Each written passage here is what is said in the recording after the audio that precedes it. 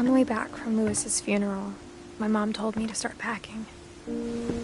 She waited until the day before we left to tell Edie.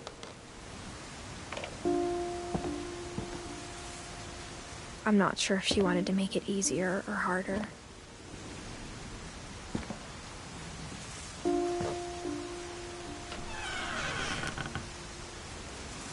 I wish we'd stayed.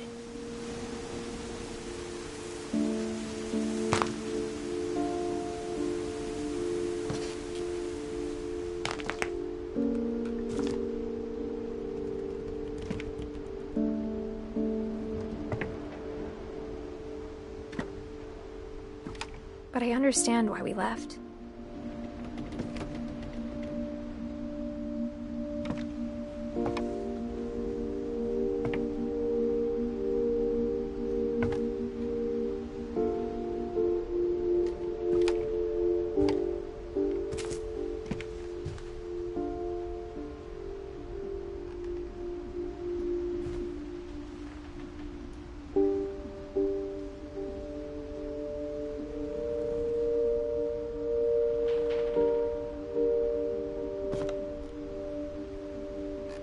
My mom ended up leaving everything behind.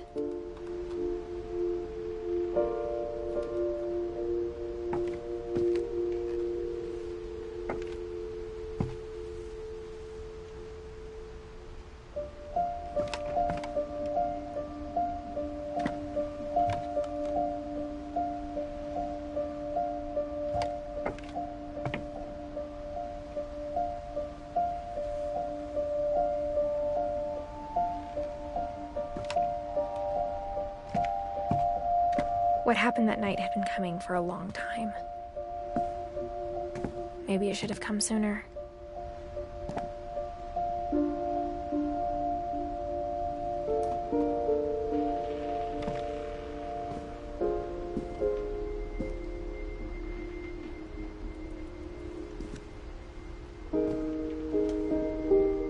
But it had to end one way or another. All that's left now is to tell you about that last night.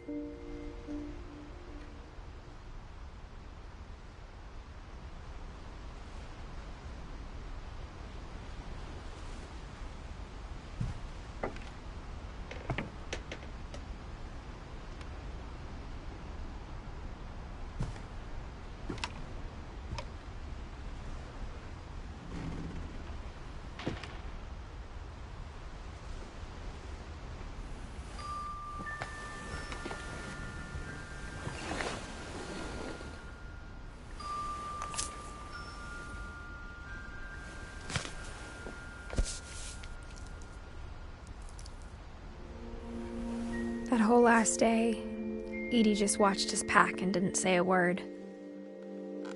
Until supper, when she raised her glass and said, "To our final night together, and all our final nights apart."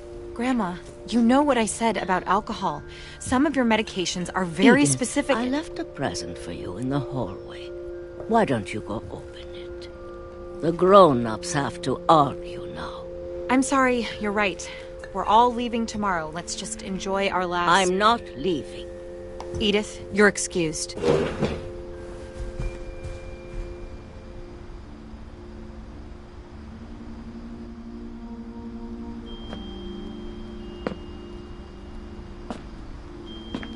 The power had been shut off that morning, but Edie always had plenty of candles. When my mom sealed the library, I don't think she knew about the other entrance. Or that Edie had a key to it.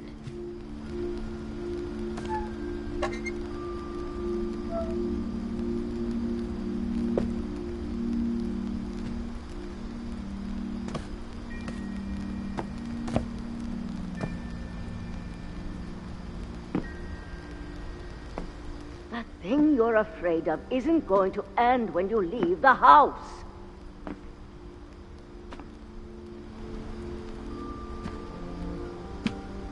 Edith has a right to know these stories.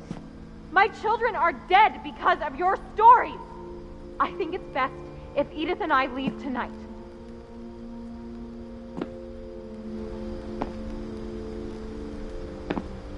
We'll have the nursing home send a van for you in the morning. Okay?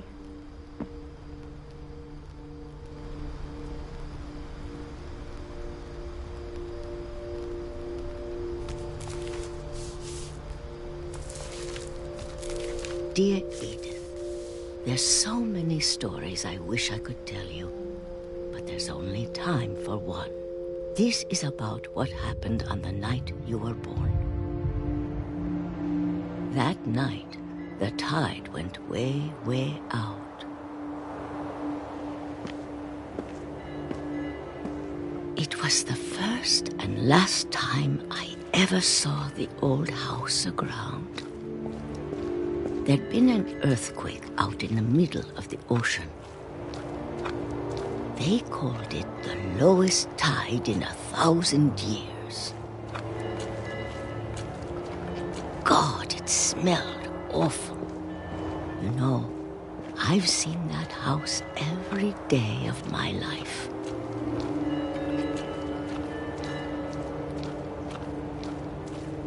But I never thought I'd go back to it. When the fog rolled in, I lost my way.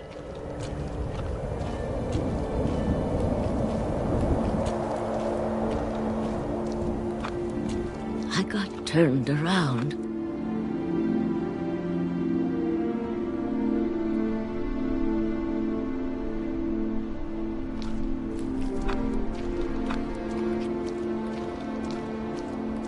I started seeing things.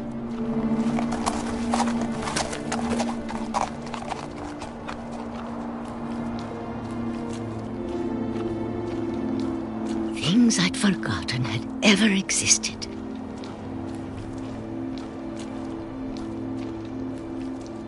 But when I saw them, they felt like old friends. That night, a lot of things came back to me. Or maybe I came back to them.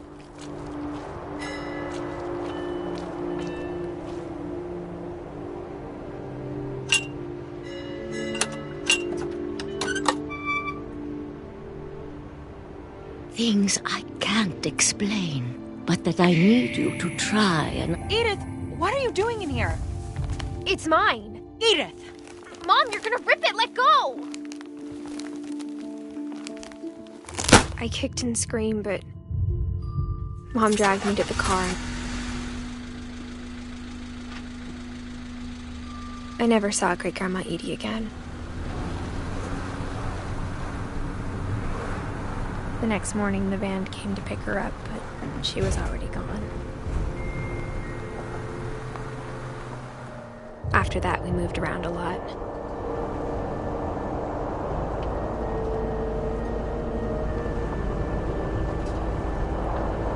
We both tried to make the best of it.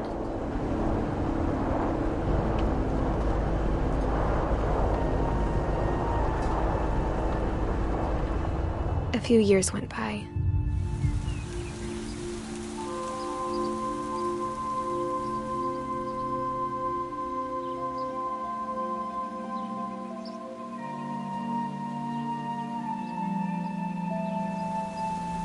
My mom didn't like to talk about it,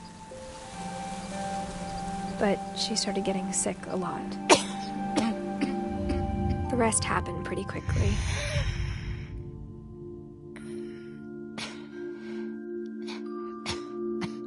She got better for a while, and then she didn't.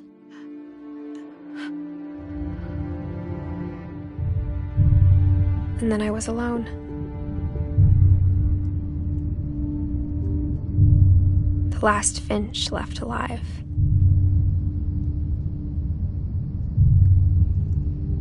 Until I found out about you. I'm still not sure what to tell you about all this. If we lived forever, maybe we'd have time to understand things. But as it is, I think the best we can do is try to open our eyes. And appreciate how strange and brief all of this is.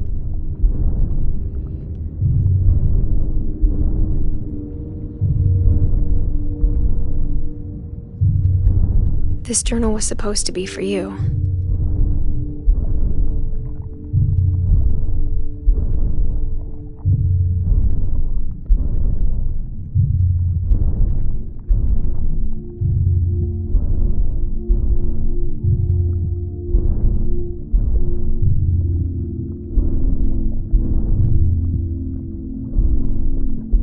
But now I hope you'll never see it.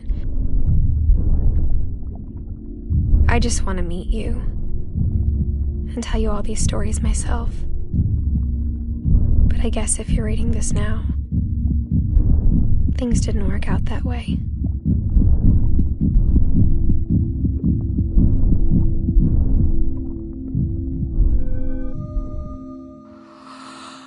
This is where your story begins. I'm sorry I won't be there to see it. It's a lot to ask, but I don't want you to be sad that I'm gone. I want you to be amazed that any of us ever had a chance to be here at all. Good luck.